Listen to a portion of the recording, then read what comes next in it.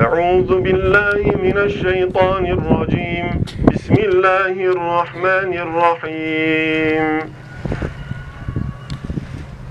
Aziz İstanbul'un kapıları 29 Mayıs 1453 günü muazzam bir fetihle İslam'a ve şanlı medeniyetimize açılmıştı.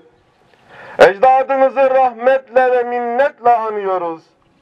Salgın hastalık sebebiyle bir süredir kapalı olan camilerimizin kapıları da yine bugün aziz milletimize ve değerli cemaatimize açılıyor.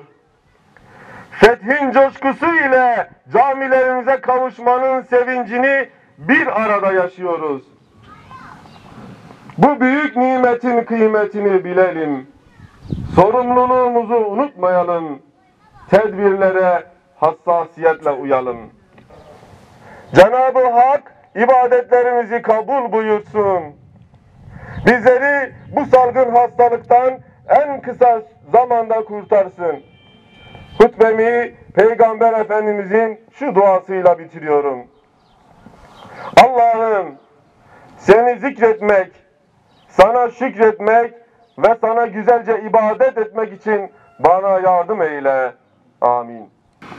Eşhedü en la ilahe illallah. Eşhedü en la ilahe illallah. Eşhedü enne Muhammeden Resulullah. Eşhedü enne Muhammeden Resulullah.